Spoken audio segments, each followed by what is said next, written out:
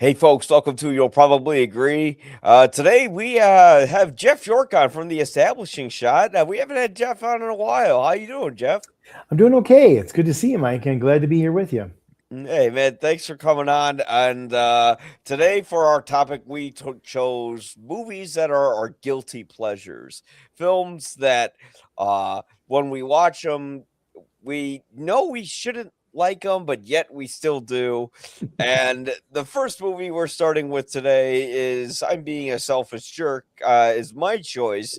It's Jackass, because here's a film that I think when it came out, people thought, oh God, this is going to be the downfall of civilization. People are just going to be like slamming each other in the shopping carts. And in a way, Jackass did kind of give way to the internet that we have today, with like short, crazy YouTube videos. And it also gave birth to Borat. So if you didn't have Jackass, you probably wouldn't have Borat, because that was sort of like the beginning of the whole like prank slash gross out sort of humor sort of thing. And Jackass is great because it's a movie where you can watch. It's a movie that actually defines why you would go to a theater to see a film. I remember when I saw the first movie, um, it was playing in some theater really far away from me. I came in about like 20 minutes late, like me and a few friends, and it was hilarious. Like we were I never seen a theater laugh that hard ever at that time. And this was like what, 2002? Oh my god. Yeah, and that was like during the scene when Bam lights up the fireworks and wakes his dad up with that.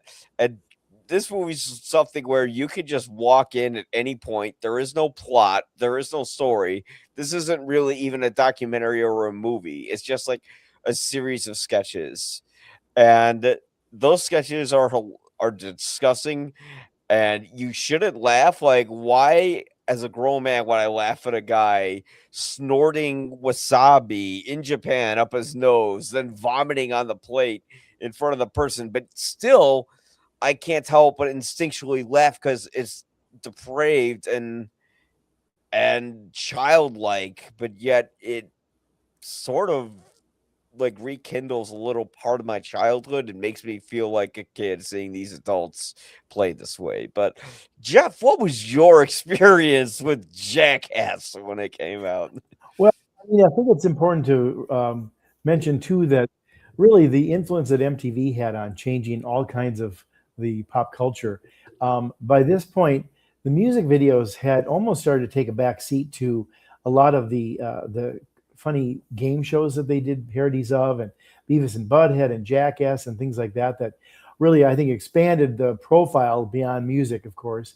And Jackass, it was kind of funny because I think one of the things that was really wonderful about it was that it was so daring because we've talked about comics and superheroes and on all those kind of things for the last 20, 30 years now.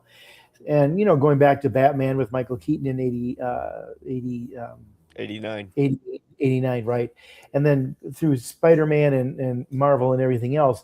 But here's people who are really doing physical bodily harm that are almost superheroes in a way that they're putting their bodies into this. I mean, even the alligator nipple clinch there on Johnny Knoxville tile art is hilarious. I mean, just like what are these guys doing? And it's dangerous. It's they could hurt themselves. They are hurting themselves. But it's again sort of we can't look away. I also think that they started to not only parody a lot of our sort of can look away culture, but there for years and years before you were even born, Mike, they used to say if it bleeds, it leads on the news. Hmm. And people watch the news, local news, more often than not, apparently, from research, because even if they had a bad day, they didn't have a fire, their house didn't break out in a fire, or they weren't robbed or something like that, like usually local news starts out with. So I think this was sort of making hay out of, the faces of evil, the nastiness on the news, the sort of burgeoning delight in true crime and finding out about, what's going on with all these celebrity murder cases, et cetera, et cetera. And here they kind of put their money where their mouth is, or their nipples were, or their asses were, by saying, you want outrageous television and you want to push the extremes, we'll push the extremes for you. Let us show you. And, it also was part and parcel, I think, of what Patty Chayefsky foresaw on network, where we were going to be pushing news to the edge and commentary to the edge with movies like Network and shows that then followed suit like that, like Morton Downey Jr. or dare I say Bill O'Reilly and the O'Reilly Factor and most of Fox News. I mean, I think all that outrageousness has become de rigueur more often than not these days, certainly on television, and even to some degree, how we push films to attention. But Jackass was one of the first ones that sort of boldly stood up and stood on the pedestal and said, "We're going to show you outrageousness, and it's going to be the genuine article. No flinching, no closing your eyes. Just watch, and if you choose to accept this mission, you'll have a hilarious time laughing at it all."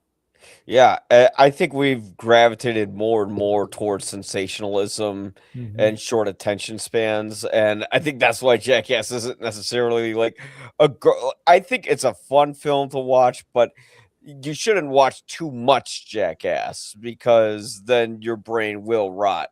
But like Jackass was sort of like a product of that in your face, punk rock kind of time because it generated from this band called CKY, which was with Bam Margera and all these other guys, and they sent these tapes to MTV where they do like these skateboarding parts, which I always fast Right. forwarded through, and then they would have bits where someone would defecate on a window in front of people or do just something disgusting, and it feels like you shouldn't be watching it, but you can't. It's like a train wreck, but you can't help but see it.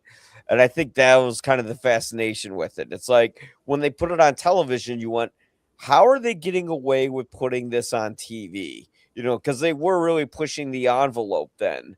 Because, it's crass, it's tasteless, it's disgusting.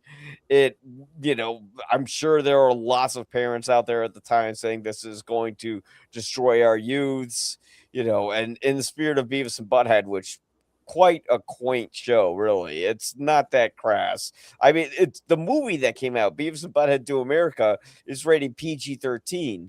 Meanwhile, the South Park film, that was a hard R, and now it's like nothing compared to some of the stuff they've done on the show. But yeah, we wanted to see things that bleed, and these are guys who are directly doing this. But yeah, Jackass created a cultural sensationism where all of a sudden people thought, hey, if these guys can make something dumb and get to the top, then maybe I can. And there was probably some infamous Jackass deaths and stuff like that from people who thought they could do the things because they tell you again and again in the show this is done, with professional or by professionals or under the supervision of professionals.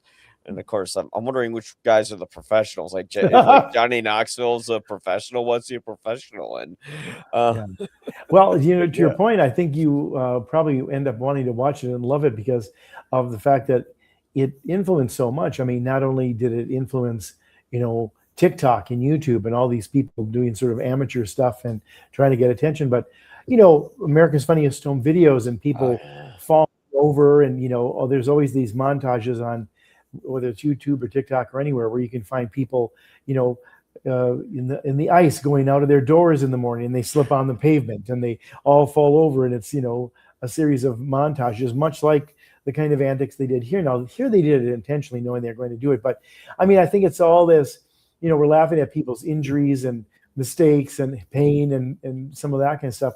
But I dare say also, Mike, I think this sort of foreshadowed bro culture, Yeah. which the Joe Rogans and the Trump supporters and the MAGA crowd is definitely all kind of part of too. Is this, we're not going to follow the rules. We're going to be macho bros and talk to ourselves and, kind of cling to childhood or our teenage youth as much as possible. Maybe be slightly dismissive of people unlike us or, women, et cetera, et cetera. But, not embracing the sort of maturity culture, instead clinging to the sort of immaturity that, you want to stay a kid all your life. And that's definitely evident in a lot of the podcasts today where bros are sitting around talking about everything from snacks to women to, politics, et cetera, et cetera. So it's a very landmark show in many respects. as a sort of accumulation movie. I think they did a number of them, which were some of the greatest hits from the show and such, and obviously some things shot just for the big screen as well. But it's a time capsule movie for certain because it captured a certain trend that was burgeoning at the time, and now it's so familiar you almost have to remind yourself, oh yeah, that's right. It goes back to stuff like Jackass and Beavis and Butthead and Morton Downey Jr. in the early days of Fox News and some of those kind of America's Funniest Home Videos where we're all laughing at other people and the extremes. Yeah. Although I don't think Jackass quite created bro culture, although there is that bro atmosphere where they're, drinking beers together and doing stupid shit. But it's not quite where it's like they're Well, they don't promoting have any anything women that doing it, and they throw they around midgets and things like that. I mean, it's oh all yeah. about like it's a lot of show your scrotum, put something up your ass, which is kind of Yeah. typical heterosexual males' fear of gayness, and all this kind of stuff between the lines. So I don't know about that, Mike. I think it's there. I think it's maybe not as evolved as bro culture has become today with it, affecting elections because men are resentful and white men feel that the world has passed them by and they don't want to share the pie or something. But I think there's a lot of a club here that is exclusive to guys who have a certain asshole attitude. I don't think it's Right. in the public allowed. No, and I definitely hear that. I don't think that the movie though has that kind of mean spirit to it. Right. It has like a very like kind-heartedness, Yeah, like there's a they sweetness to their stupidity yeah. and silliness, and they certainly pay for it with the pain and all that. So they're asking for it, but at the same time, you couldn't have the movie without the show, and I think the show trafficked in that. Yeah, but I mean, it does. I mean, to your point, though, it did probably inadvertently kind of create this culture of people that wanted to not be educated. To Right. think to be dumb is actually to be good, Right. which is kind of like which kind of created the Trump cult today. But I don't think like Jackass is the thing that created it. It's just one of those things like monster trucks or the Right. WWE where But they I mean, I like think it watching coaxed. it. I think it coaxed Yeah. it along. I mean, you could go back to my high school when Animal House came out, and that was, you know, the geeks and the uh, sort of gross guys versus the establishment. Yeah. And that was a similar thing too. I mean, John Belushi's character of Bluto wasn't too far off of the modus operandi of Jackass. Yeah. He's Yeah. throwing mustard bottles and smashing guitars on his, in his path, or breaking beer bottles on his head.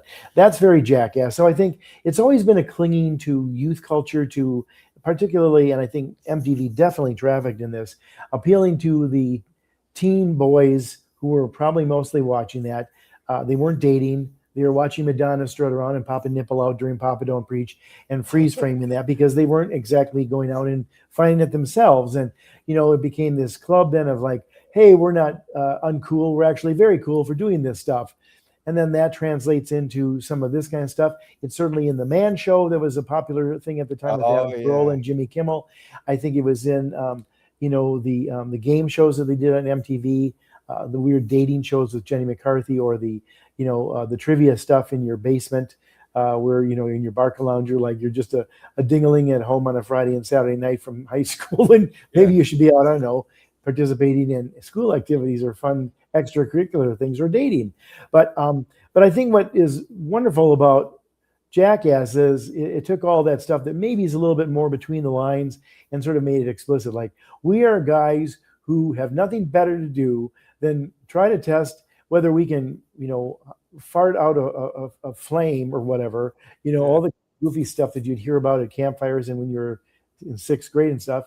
And here they are in their 20s and 30s doing it and showing that it's still funny and it's still ridiculous. And, some of that kind of humor still exists and transcends age even. Yeah, I think it's also something that people enjoy watching because they're adults not acting like adults, Right. and it's kind of like a "fuck the system" sort of message, although they're not really saying that. They're just saying, "Be free to be whoever you wanna be and who you are. Right. If you wanna be a kid, be a kid." But the movie's not trying to say anything. I Well, again, the other thing I we're think, though, talking that's about Jackass. but the other thing about the Yeah. show and Jackass is, even though they have the warnings and they talk about supervision and all that kind of stuff. You know, nobody's really harmed badly here, at least by death or being maimed, you know. So Yeah. there's a certain amount, you know, we're going to go right up to that line where it seems like they really could be injuring themselves and they won't. They might bleed, they may, you know, get a ripped or wrenched muscle or a little bit of bleeding here and stuff, but it's not like, oh, they lost a limb or an eye or something like that, you know. So Yeah. there's a certain security in watching this, even though it's outrageous, that it's not going to go to the point where like Faces of Death or Snuff or things like that that had a reputation of, you know, challenging you to look at it, and there were real repercussions in what you're watching, including like, you know, I mean, I always say the world changed when the president was killed in public in '63, Mm. and you know, Life magazine put the pictures of it in the most popular magazine in the planet at that time, and showed him getting killed. I mean, and then you know, years later, a decade later almost, it was shown as a film on the Geraldo Rivera special. Mhm. And from there on, I think, you know, anything goes. You know, Yeah. we were used to seeing everything. We wanted to see it. Some of it was because of our interest in the truth and true crime. And honestly, what was going on in Vietnam and with Watergate and seeing the crimes and the truth exposed. But, you know, Jackass is a manifestation of that, albeit a very funny one. And I think a lasting one because fatty fall down or somebody, you know, something explodes in somebody's face or they fall in a pile of mud is always funny, and that transcends culture. I mean, there's stories back in the 20s when they were doing some exploration in the Congo and the South American countries that were sort of tested or unexplored at that time, and they found native tribes there, and they would sometimes show them things of American culture to see if they responded to it, Mm. and whether it was in, you know, the Andes or some of these places where you wouldn't have known sort of cinema. They showed Charlie Chaplin movies, and when Charlie Chaplin falls down or trips over something, everybody laughs. It's Mhm. universal. Somebody tripping, somebody embarrassing themselves, somebody having bodily, you know, screw ups is hilarious, and it doesn't take any education, any you know, sort of system that has it, you know, constantly in the eyes of the public. It's funny. Physical Yeah. humor is physical humor, and it's always been funny and always will be. And I think Jackass was the pushing it to the extremes, but it's very funny. Yeah, it's just like farting. You know, everyone's like, "Oh, it's There low you go. class." It's like, yeah, it's low class, but it's humor from God. You know, it's a Yeah, funny sound dog that comes fart out of and our babies body. fart and everything else. It also Yeah. reminds me of that famous Simpsons episode where Homer was making the movie with the football in the groin, you Yeah. know, and he George says it C. Scott. works on so many levels. And Marge says, "No, it doesn't, homie. It only works on one level, but it's a great level." Yeah, exactly. Instead of seeing the movie about his friend, expressing the you know, how he's dying through alcoholism, you know, he's like, "Barney's film is amazing, but football in the groin had a football in the groin." And, Yeah, of course, at exactly. the Academy Awards, it wins Best Picture, I think, Right. And George C. and Scott is yeah. the Academy Award winning "Ah, performance my getting it. groin." And it's so good because Barney's film is done almost like an Ingmar Bergman film. It's like, don't Yeah, feel sorry for me. I'm already dead. It's like, you know, yeah. this esoteric student film, black strange imagery juxtaposed against other stuff. But Homer's got that visceral football to the groin. It's Johnny Knoxville somewhere smiling. Yeah, exactly, and I think like, this movie is the cinematic equivalent to football in the groin. You know, So true. we should've go out in droves and see it, but damn it, if you see Jackass alone, it's a little weird, you Yeah, you know? got to see with a at least a group of friends and hopefully with a fairly crowded room or back in the day when you'd see it with Yeah, a group of in the theater. That's where it really works.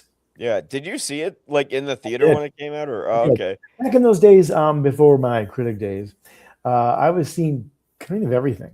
I Uh-huh. mean, if a movie opened on the weekend, and they didn't open every weekend, but there weren't like three movies opening every weekend either. But chances are I saw it, and certainly I mean I watched it when it was on television. And part of the reason I know I went to the theater is I wanted to see what they could get away with that they couldn't Mm, get away with on TV. Because say what you will, but MTV got away with a lot, but it was still basic cable.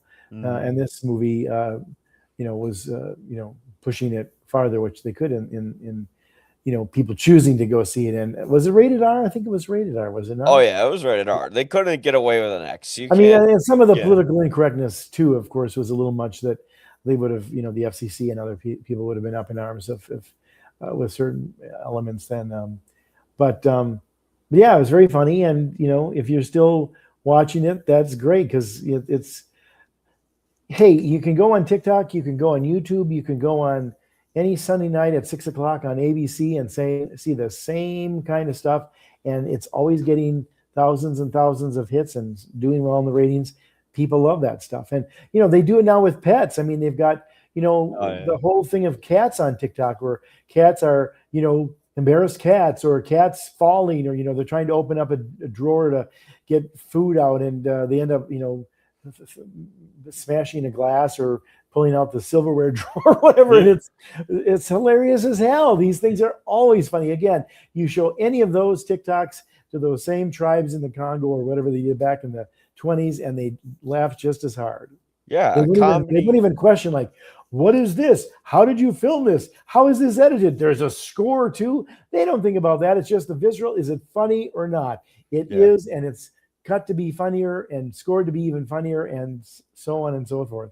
But we can say, well, how dare they? It was low class, but they said the same thing about Benny Hill and George Carlin and Mhm. the 7 words you can't say on television. Cheech and Chong, Jerry Lewis, going back and Bud Abbott and Lou Costello.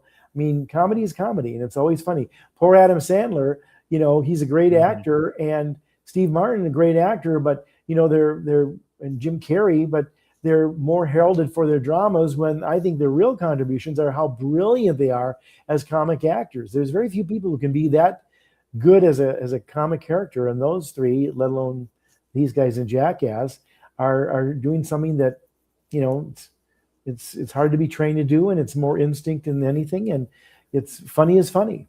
Yeah, and there a couple points where you were talking about that you reminded me of is one reason Jackass works so well, unlike most narrative comedies, where people are like, "Oh yeah, I don't think like Jim Carrey, like some of the comedies, blah, I don't like it." Although, liars, mwah. But you have to make an audience laugh for like 90 minutes straight. That's really hard to do in a movie, but Jackass like consistently does it with each film because the humiliation rituals, I guess you could say, of this movie is just endlessly creative and hilarious and daring. And now they're coming out with a Jackass 5, Oh which wow. yeah, I think Well, it's it's funny, Mike. You yeah. you met you hit the nail on the head. Um, with comedy, you have to be funny right away, and you have Yeah. to sustain it. And if you're not getting the laughs, the movie is dying. The show is dying. Drama. You want to be effective and enthralling and getting people to want to watch and care.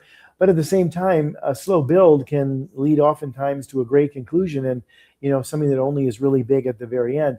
I remember seeing the movie The Accidental Tourist, and I think it Mhm. was '92 or whatever it was, maybe that. Was a very well done adaptation of the best selling novel, and it was the string of William Hurt's Best Picture nominees. I think he was in 5 Best Picture nominees in 7 or 8 years, and it was very well done. But it's a very slow build. It's very subtle. It's Mhm. very calm.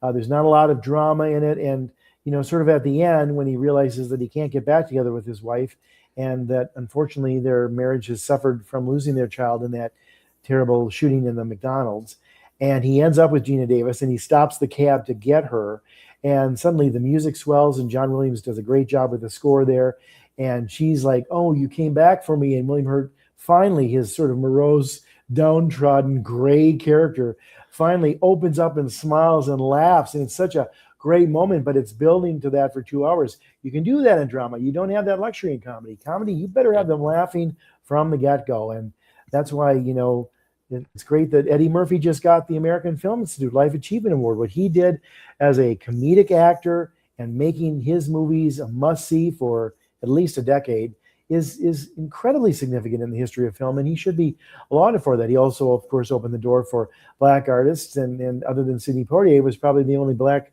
celebrity who could actually open a film Yeah. for many, many years. I mean, I'm not sure there's ever been anybody else who's a guaranteed box office success the way those two were when their name is above the title.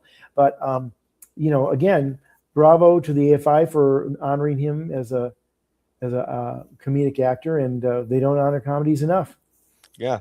And let's not forget that he also saved SNL when it was That's really right. When it tanking was in the just really, 80s. it Yeah. was. That's right. Yeah. That was That's before your time, though, wasn't it, Mike? yeah, Yeah, because that there's was one. my time. I was in college, and it was like it went from must see television every Saturday night in '75 to probably '78 to Yeah. like what's going on? Can they? But Eddie Murphy and Joe Piscopo sort of riding his coattails. Those two were the only two who seemed to be talented. I think they're the only two that were rehired by Lauren Michaels after that one terrible season.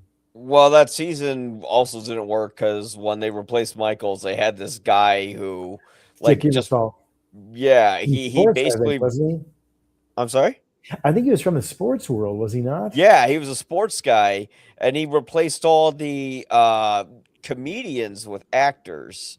Yeah, And that's when it didn't work because right. comedians know funny like right away. And being a comedian, you're either naturally funny or you're kind of funny and you can build to being funny. Right. But as someone who's worked in the stand-up world, it's like if you don't have it in any sort of way, Hmm. you're not going to make it. And some Right. people are just lucky, like Joe Rogan, who's not even funny.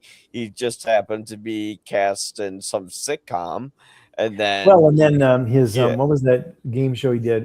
Fear Factor. Fear Factor. That's right. I Yeah, mean, that became a phenomenon. Again, a show that could not have been possible if it hadn't been for things like Jackass, Jackass. because Yeah. here we've got bull nuts that you're going to have to eat with Yeah. mashed potatoes, and let's see if the girls will eat those nuts. Hardy har har har. Well, if But they're that could cooked have, right, they could be okay. But yeah, yeah. but that kind of stuff could have made it on television if it wasn't for the success of a lot of the forefathers, including the Johnny Knoxvilles of the world. Yeah, and I think the first Jackass, like, maybe it's my favorite one because of, how impactful it was, and then, like, the other movies just try to be more gross, but I like the first one the best because it's not just gross out humor, it's more like a mixture of everything from pranks to other people, to pranks to each other, to gross out humor, and I think that's why, like, it mixed it all like the air horn in the golf course is one of the funniest things, and that's a clean Yeah, joke. You could sure. Yeah, show that to that's anyone. right. That's right. Yeah, like the cleaner stuff I thought was sometimes funnier than the dirty stuff. Yeah, or Um, even like the clip of the alligator. It's a baby alligator, and you think, oh, he's got baby teeth and stuff, but it's like I wouldn't put a clothespin on my nipple, yeah. let alone something with teeth. And And that guy doesn't. You might think it's his mommy, and he's going to suck, I don't know, milk out of it. I don't know how alligators work, but it's like, are you nuts? You couldn't pay me enough to do that, and he's doing it on a dare. yeah, and that part's kinda cute too, because he's like a little tiny baby alligator, Yeah, and he's I'm almost like, "Oh, cute. this is so cringy," but, "Oh, he took a little bite, he's so hungry," when I'm watching it. Oh, that's funny, Mike. Yeah, That's funny. I but, like your commentary. You should do the commentary on the 4K well, they'll eventually the do. commentary on the DVD is great, and I still own the physical Oh, do DVD you? Oh, for it, and okay. that's how That's I didn't funny. have to give Paramount my money. Um, Not so anymore. exactly. That's why you keep your DVDs, folks, and it's got all the extra, stunts and stuff like that. Um, but yeah, I've always loved this movie because it mixes, like, all these, like, pranks with disgusting stuff, and I feel like the second one was a little too reliant on the disgusting stuff, although I will give it credit, the final sketch of that movie was a big prank where they, like, put their pubes on a guy's face Yeah, and Jesus. made him look like a terrorist, and they basically, like, made him think that he was gonna get abducted into a car because it was like a prank on a prank, where he was gonna pretend like he was gonna bomb an airport, and then the cab driver, like, catches on to it, but he doesn't know that he's really not a terrorist, and it was funny as hell, but, the first one is always gonna be special to me, from the fireworks waking up to the air horns to the pea snow cone. the fireworks out of the assholes are great. I mean, Right. Steve-O was funniest when he was on drugs. Not so funny when he's off of them. No, I'm just kidding. Well, I think the only thing that really mars in some respects the jackass today is I think culture wise we've gotten to a point where it's there's a lot of politically incorrect stuff with even the shavings, the pubic hair to make him look like Yeah. he's a terrorist, and of course, what does that mean? Uh, and let alone stuff with dwarfism and some of those kind of things where they're making fun of people for their their situation. Those kind of things generally don't play much today, and people don't even dare do them. But this is a different time, and kind of anything goes. And you could get away with a lot of things. And Woody Allen was one of our top filmmakers in the time. So, and Harvey Uh, Weinstein was probably the biggest mogul in the whole damn town. So, yeah. the things have changed and probably mostly for the better. But that's the one thing I think is mars this stuff when you watch a little bit is, to your point, the clean stuff is good. They could have done more of that. Instead, they're doing Arab jokes. They're doing dwarf jokes. It's like, even Well, then, I remember that was kind of cringy because it's just like, is that really where you have to go? But anything goes, and that was their whole modus operandi. yeah. But for me, I would rather see somebody stick a firecracker in their butt, thinking that it's not going to hurt their anus, just because you don't want to shoot and hurt your pooper. But seeing them dwarf toss or throw little guys around or do things that are basically racist jokes, they shouldn't have been done then either. But they were, and it was all part and parcel. You're right. I don't quite remember the racist jokes in it, but I mean there was the dwarf stuff, but Wee Man was in on it. And you Yes. remember that it wasn't homophobic. They had John Walters or Well, John of course, Waters in right. But I mean, the at the same second time, one. it's the panic factor of the audience. Yeah. That like teenage boys. Heaven forfend they should maybe back in those days you would ask somebody, well, do you think Robert Redford or Paul Newman is attractive? Well, I don't know. Well, I don't know. That's what I'm not supposed to know. It's like, well, Yeah, yeah, you yeah. can say that whether you're straight or gay or not. Uh, we have beauty standards, and it doesn't change because you don't want to maybe admit that you find men attractive or can at least recognize a man as being attractive. But that was part of the unfortunate brownness of it too that I think still exists today in a way. Yeah. I mean, it's why we won't vote a woman for president, even I if she's more know. qualified than the It's so entire slate of sad. males running against her. Yeah, it's sad. Although I always felt like Jackass kind of had like a very it was bro, but it felt very kind of like pro gay. Pro In some like respects, I mean, I think it it yeah. it, it eats its cake and has it too in a way, Okay. because it can be appealing on both sides. And the racism is like making him look like a terrorist. What does a terrorist look like? An Arab. Oh I yeah. mean, that's what the cliche was in those days. So that's what they did. And he's going to get in trouble for looking that way. Again, those things don't age so well. They didn't really age. They weren't very well then either. But we Yeah. somehow had a society that was more forgiving of that more than so Yeah. today.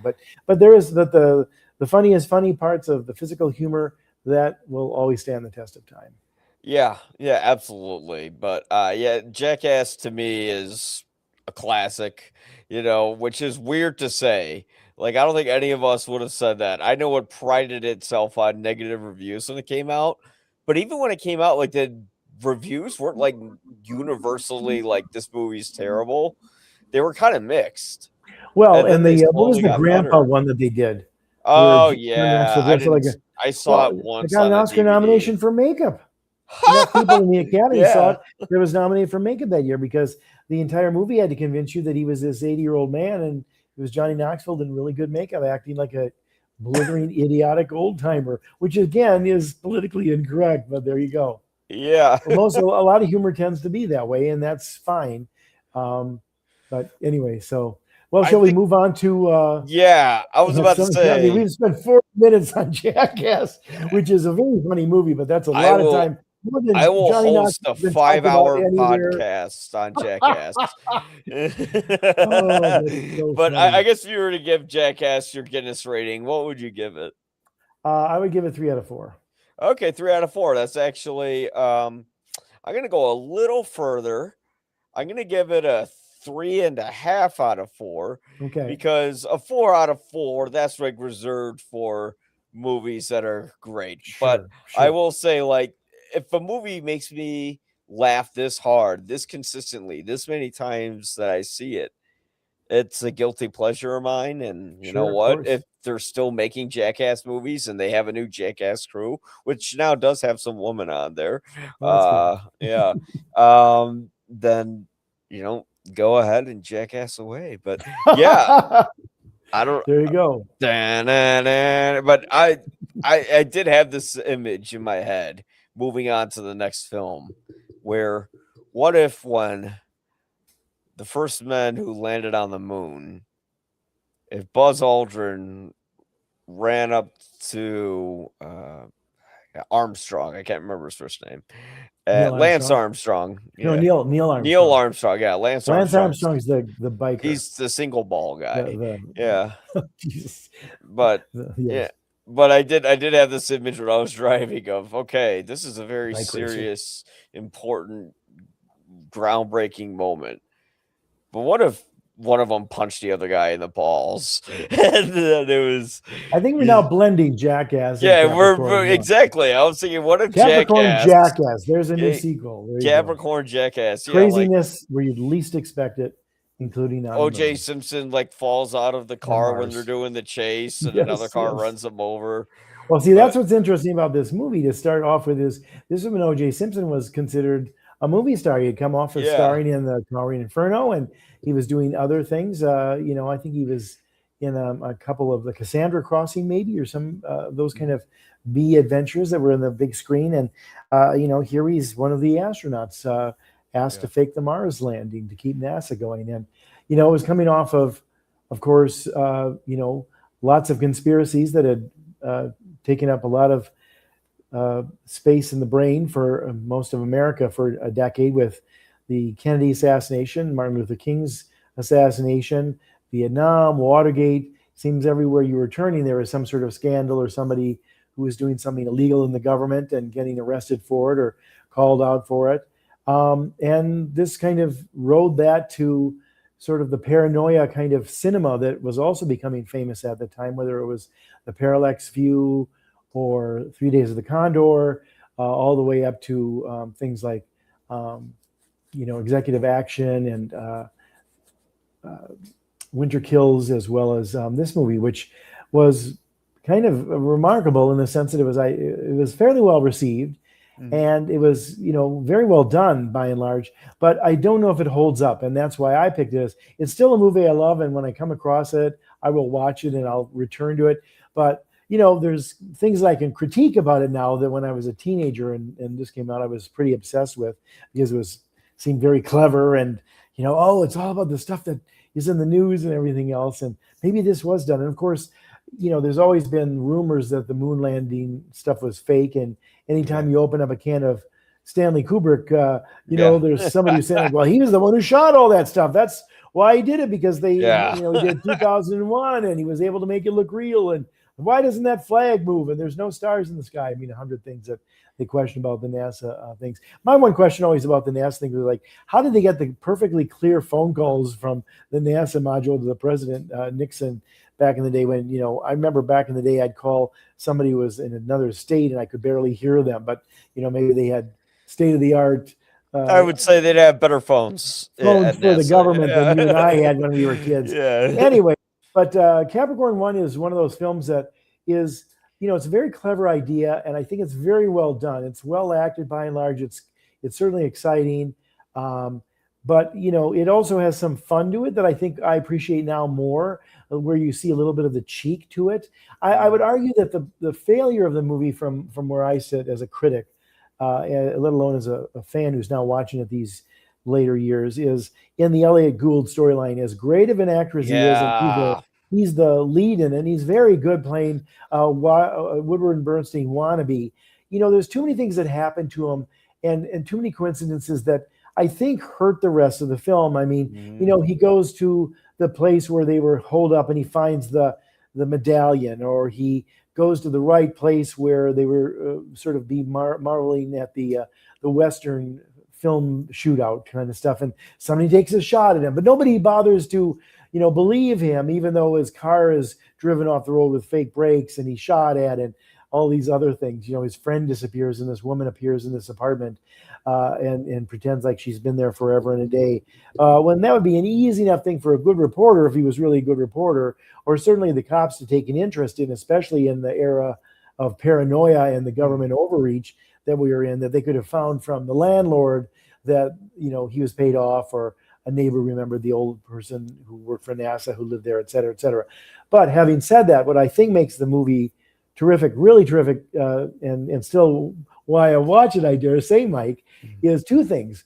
One is I think it's pretty cool and kind of awful in its way, both cool and awful, that they put these, heralded astronauts out in the desert to crawl through, try to, survive, and they're drinking water where they can and going thirsty and eating raw snakes. And to me, the best scene in the movie is where Sam Waterston, this is before Sam Waterston became sort of known by everybody from Law and Order and the movies and television shows he was in. I think he'd only done really The Great Gatsby before that in '74 when he played Nick Carraway and was terrific in it. But when he's climbing that sheer side of the cliff, trying to get to the top, he really sells it.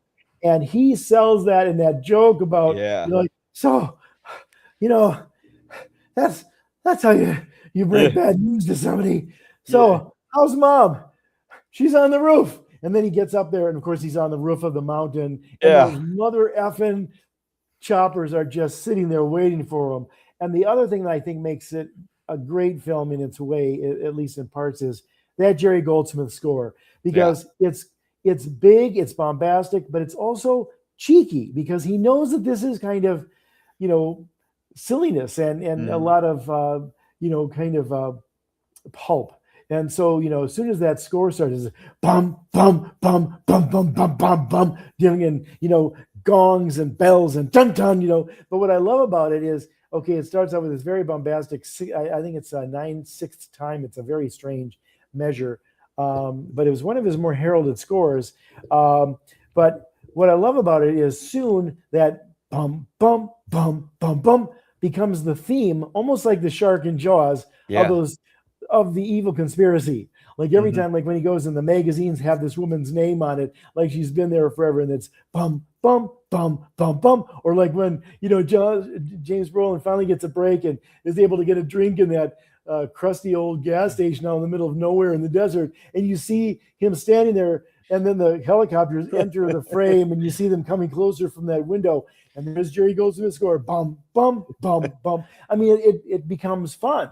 And as terrible as it is, they might be killed. He's hanging off that biplane, and the choppers are after him. There's a cheek to it, and it keeps it rollicking and fun. So, they take themselves seriously in the sense that they get good actors and have a clever script, but they don't take themselves too seriously, even though, certainly the government was definitely guilty of plenty of kind of shenanigans.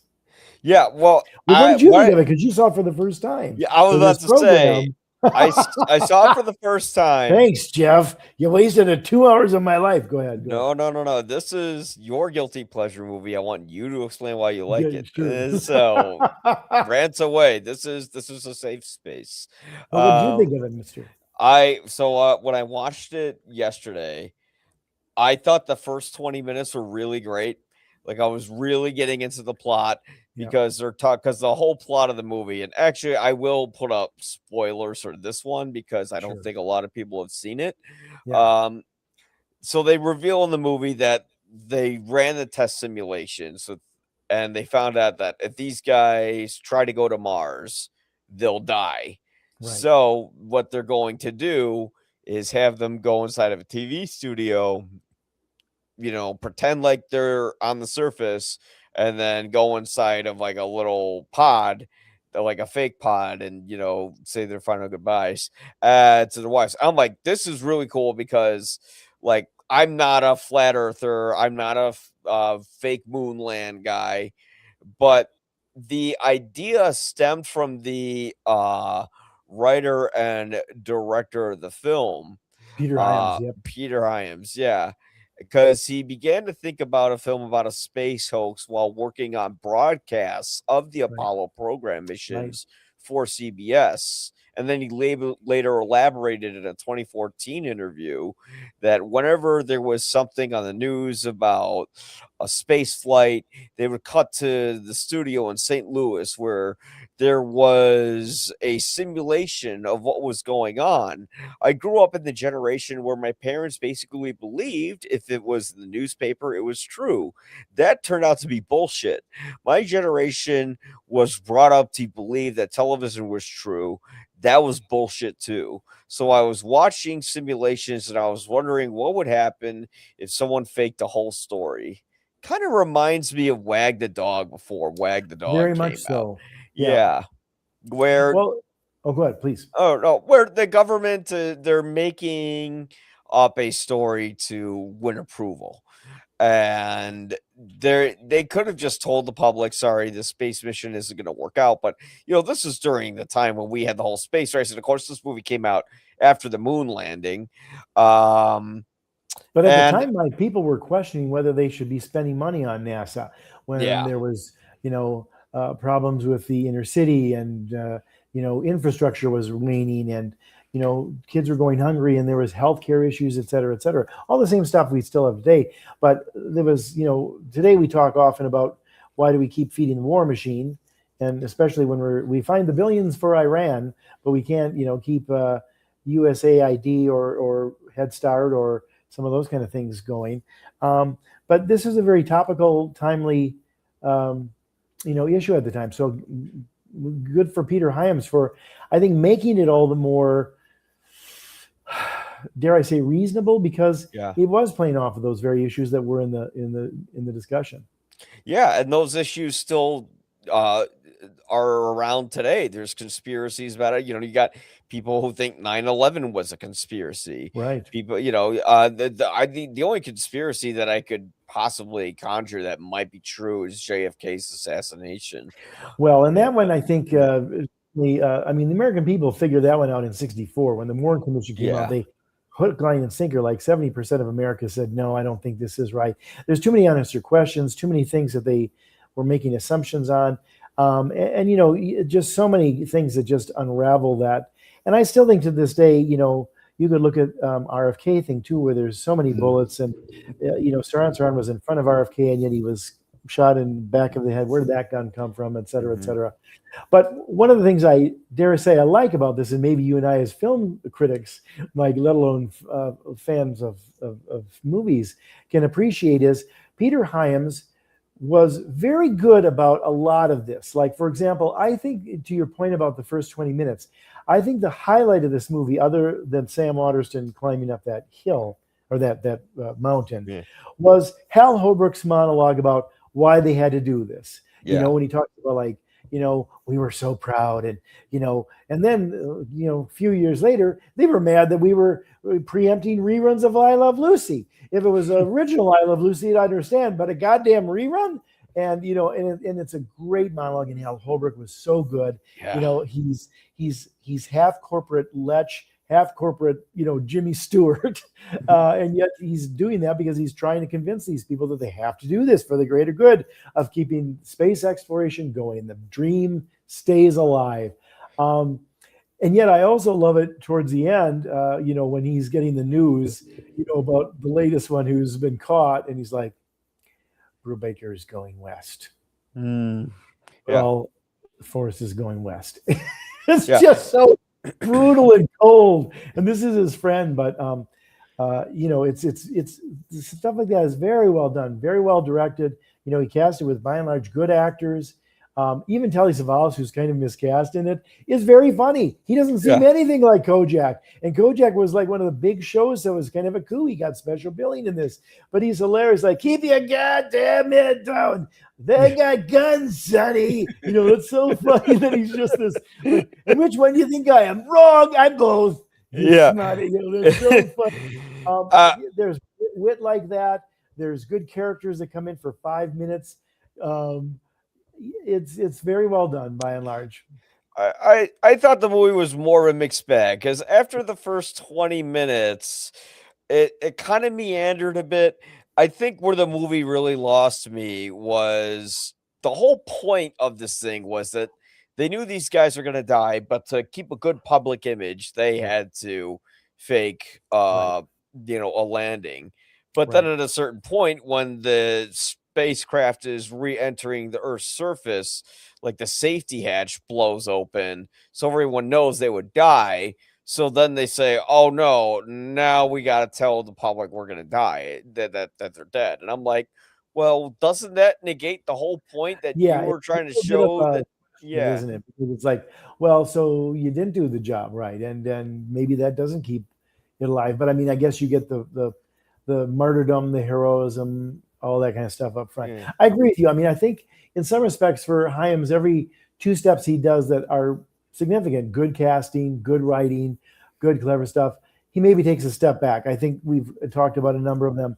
I mean, I also think that, like O.J. Simpson, he's not a good enough actor to hold his own. And Josh James Brolin was a big actor then, and Yeah. he's good. He's stoic in it. He's kind of fine in this. He You was just certainly good in at it Mark kinda. Shelby. But Yeah. Wanamaker, I mean, Sam Waterston and Yeah. Hal Holbrook and Elliot Gould, they're better actors. They get the better scenes. I mean, even David Doyle, who was doing this as a break from Charlie's Angels, is very funny. Bosley, when he's like, not Scoop Caulfield. Oh no. Oh, you're fired. Oh, I love saying that. I'm going to say it again. You're fired. I mean, those little bits really play.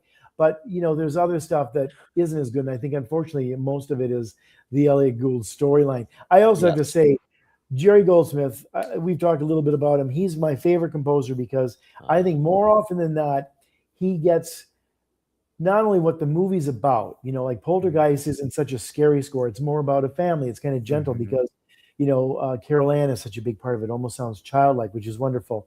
The Omen is, this sort of religious fervor around Satan. So he takes all these kind of choir Great songs horse, and turns them into great horse. the Elvis and Tony stuff, which is kind of cheeky. And he has a Yeah. sense of humor about some of this stuff. Here he's got, like I said, not only the humor where like this big theme, but it also like it's sort of base theme is the villain theme in it, but also that ending. And yes, we are spoilers, you've been warned, but I mean the fact that they would just drive into the funeral on national television with the sports car getting past all the security and everything else, and nobody stops and goes, wait a minute, we've got to take you to the hospital, Mr. Brubaker. And then they run and it's in slow motion, but God bless America, Jerry Goldsmith's score Mhm. sells that. And Mhm. like when they're all looking, and finally, Brenda Vaccaro looks and she goes, like she can't believe it, and da na na na na na na Mhm. na na na is this big heroic moment, and then at the end when it's the two of them in slow motion, it's like doing frame by frame, and you get this going Yeah. up the piano keyboard. I mean, it's just Jerry Goldsmith says, I'm going to save this by making it seem intentional. Yeah. And He's it's properly it's Mickey Mousing it. exactly Yeah. it's defying credibility. So he's going to say, I'm going to lay it on extra thick with my highlighter known as brass and the piano. But Yeah. it plays really well. It had audiences on their feet when I saw it in high school. People Oh, were like cheering wow. at a football game. Like, I mean, it was kind of a big deal, like this was kind of that film. Now, most of it was a younger audience, I dare say, and so maybe they weren't as sophisticated. But it really played, and you know, I have to hand it to Goldsmith. He's done plenty of dramatic scores, plenty of subtle scores, but occasionally, like with Gremlins and like this and some of the others, he knows how to goose it just a little bit to say, yes, we're the actors are treating it serious, but we know this is a little bit of hokum. Yeah. Well, I like bombastic scores in movies. I like big scores when they work right, and most of the time they do, because even if a movie doesn't work, you'll remember the music, and the music drives you. Like, imagine if you watched E.T., like the ending without the music. It would be just you'd be laughing. It Well, would yeah, I just mean, and that score just elevates everything. I mean, you're soaring with those kids on the bikes and with ET elevate Elliot. at the end. Exactly. The other thing I'll say about Jerry Goldsmith that's kind of funny, and I dare say, if you don't mind me just taking another minute to talk Go about for his it. work, is I think it's important the context that he puts his music in. A lot of it plays very much in concert, and his best Yeah. of kind of albums and things you can find on Spotify or your local music stores, but his music very is much of the film, and I'm going to give you two quick examples of it. Quentin Tarantino's a big Goldsmith fan, and he's used his music in a couple instances, including Django Unchained, Yeah. where they're going up to Candyland, and it's the music from Under Fire. I don't know if you've ever seen that movie with Nick Nolte and Gene Hackman. It was about the rebels in Nicaragua, and it's done with this sort of wood flute that is sort of a local instrument, and it builds. But in the movie, it never builds beyond this sort of doot, doot, doot, doot, doot, doot, doot, doot, doot, until finally at the end when they're realizing they're going to help the Nicaraguans by actually going along with this thing to help create this fake photograph that's going to turn the tide. And then it sort of becomes, sort of bigger and more like a march. Now, when Tarantino does that in Django Unchained, it's a great piece of music and it's this long sort of march up to this heralded place, but it doesn't really work because the context is missing and you kind of need the movie for it. The other one I'll just tell you real quick, and I don't know if you ever watched Barnaby Jones when it was on, but Jerry Goldsmith did some TV theme songs, Room 222, Dr. Kildare, The Waltons, all kinds of different songs. Did a bunch of stuff for television, including he's won Emmys for like Star Trek and Masada and different things like that. QB7, maybe one of his best scores from the Leon Uris novel about the Holocaust and a trial that came out of it. Anyway, Barnaby Jones, in context, it's has that same cheek to it because it starts out with this ba-dum ba-dum ba-dum ba-dum bum bum ba-dum bum ba-bum ba-bum ba-bum, like it's a nasty world and there's villains out there and criminals and this is a Quinmarn production, and then comes in the melody and it's played by a flute. It goes do do do do do do do do do do do do do do do do, kind of a counter to that, and that's Barnaby Jones. He's this septuagenarian, this old man that nobody thinks is going to be seriously taking on crime and figuring this stuff out. And he's well past his shelf date. And that's the bit. That's the cheek in the instrumentation that he puts in there, just like he did, as I mentioned, in Under Fire. When you hear it in concert now, or even on Jerry Goldsmith's Greatest Hits album, they change the orchestration. It's more for the symphonic of it. But within context of the actual show, that flute is very important. And that speaks, I think, to the genius of Goldsmith, that he has a sense of the thing to let the music not only comment on it, but do it in context where, of course, it's a flute, because that's a softer instrument, just like this old, softer man that's going to walk into this terrible situation and show the criminals who's boss. Yeah. I will say that in terms of guilty pleasure movies, I don't think Capricorn 1 is quite a guilty one like Yeah, Jackass. it's not terrible. I mean, a lot of people hate it. I'll say, I love that movie it's watching and all this kind of stuff. And we go, really? Capricorn 1? I know it's got its flaws, but yeah, it's a little bit elevated, but it does. I will it's not say, quite as like, bad. But then again, Jackass is very well done too. I mean, I didn't want to pick Roadhouse. Let me put it that way, Mike. It was between Capricorn 1 and Roadhouse. yeah. And I thought, I can't justify talking about Roadhouse for a half hour, the original with Patrick Swayze, with my friend Mike, but I can justify Capricorn 1, and a new conspiracy theory guy, and the government is bad eggs. So I thought, this will be one that Mike will maybe enjoy. It's a very interesting concept that I think, like, it in the beginning, like, they're doing a good job pulling it off. But then at a certain point, they kind of like negate like their own premise. Right. And that's when it falls apart. And like you were saying with Elliot Gould's character, they could have, like, he's a very good actor, but his character could have been cut completely and it would have helped the movie a lot. It could have been about the NASA guys and then the astronauts trying to survive the NASA guys. It's And I think it's a fair point. I mean, yeah, in some respects, he's not needed that much, other than, maybe Hyams didn't know a way to get Brubaker out of that gas station without a crop dusting pilot and Elliot Gould into tow. You're right about that. I also think that, the movie feels like at some point when it was being rewritten, the studio or maybe the powers that be said, we need an action scene here. So, of course, they're escaping in the little jet, but they can't get the hatch up.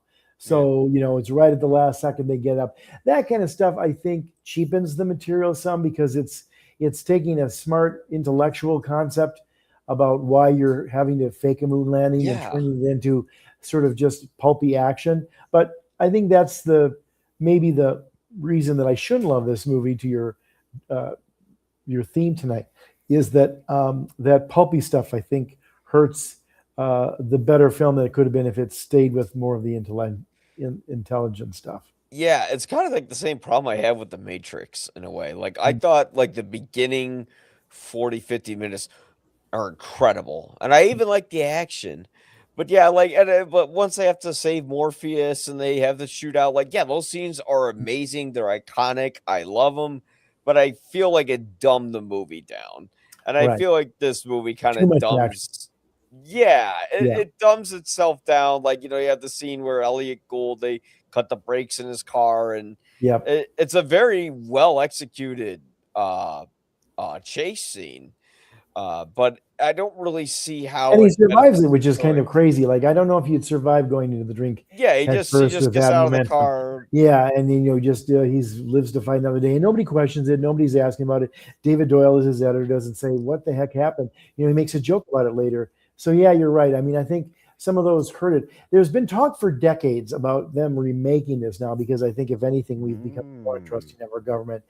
And if they did, I think it would behoove them to genuinely rewrite this film, yeah. not just do it as, oh, we'll update it with better, special effects and They can make it a straight comedy, which would be a well, they problem. could, Like, or they could, yeah, look at like what, like, if you're really looking at sort of the Hal Holbrook monologue, what yeah, if that is, part of this? And like Three Days of the Condor, which also has some heft to it and some fun, but it's much more disciplined. It's yeah, much more disciplined. There's only a couple of action sequences in it, and they're very short and sweet, and they're not there just because somebody at the studio said we need action, we need Redford to fight here every 10 minutes or something. So perhaps Capricorn One could do with a remake that would lean into the intellectual part of it more than the pulp part. yeah. You'd have to be very careful because I think this movie got intellectual. It got dumb, a little bit. There were pacing issues. There were kind of tonal issues where Yes. it didn't know if it wanted to be like a parody of sort of the paranoid state that Yep. people lived in, where they couldn't believe anything that was being fed to them because a lot of it turned out not to be true, or if it wanted to be a serious thriller. Right. And it You seems know, like they're almost attempting to make a little bit of a love interest mm, between uh, the reporter and Brenda Vaccaro as the we think widow.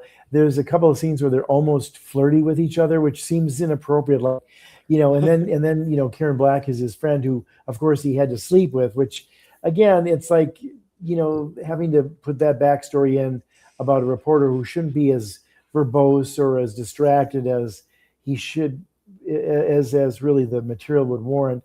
I think is another sort of weakness of the film. Again, there's a lot of flaws in it, but it's still fun to watch. it's still Even very entertaining, yeah, and I love the concept, and I think yeah, if you could remake this where it gets the tone right, where I think mhm, like you have to figure out, do we want to go straight serious or do we want to go Doctor Strange love? yeah. Like how do you go in, or how do you find something that's in between?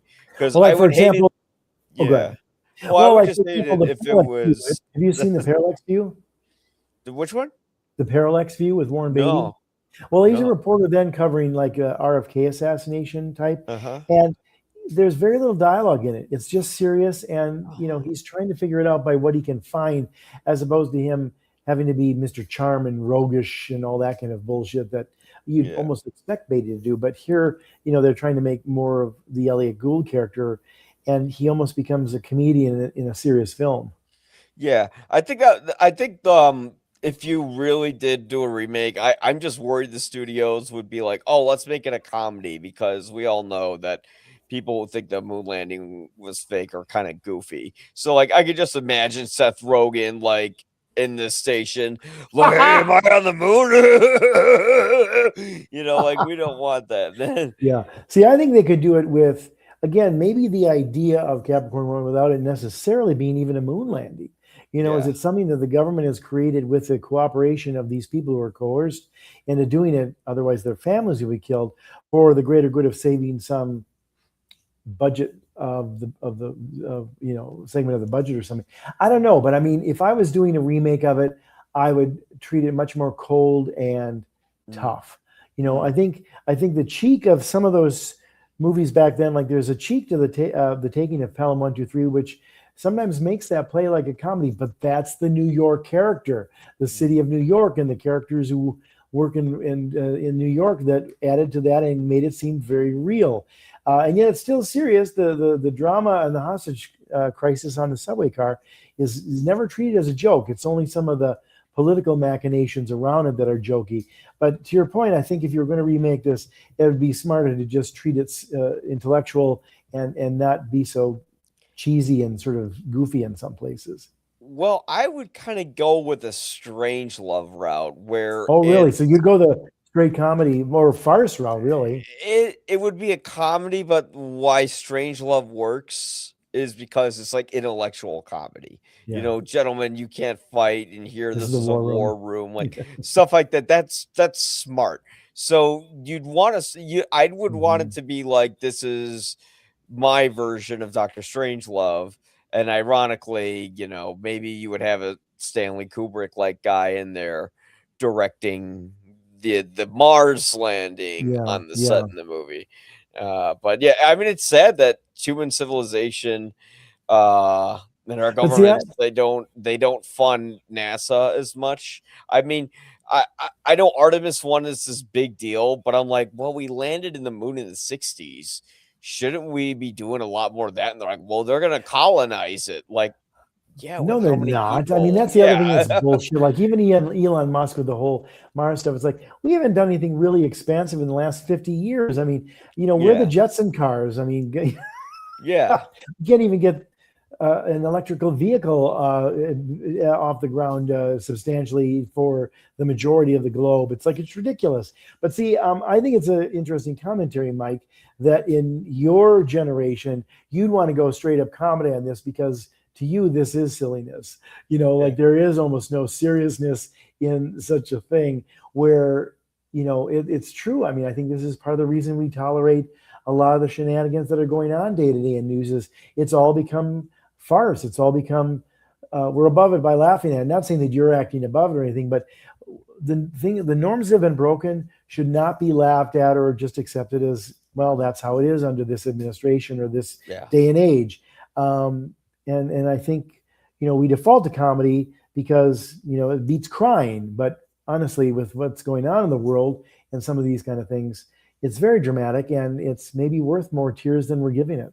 Yeah, perhaps so. I feel like if you were to do a movie about this, I think the idea because now I could buy it, with what's going on. But I kind of like a movie like Art of Capricorn One.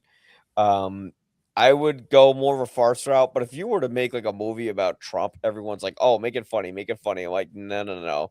I would make it like a weird odyssey. It would just be a look into a deranged, damaged mind that was molded that way. Although I will say that The Apprentice did a pretty good I think it was a job. very good job, Yeah. well done. And in some respects, by going back to the early part of his life to explain the rest of his life, I think bios like that often work, Yeah. where they don't try to do cradle to grave and tell too much story.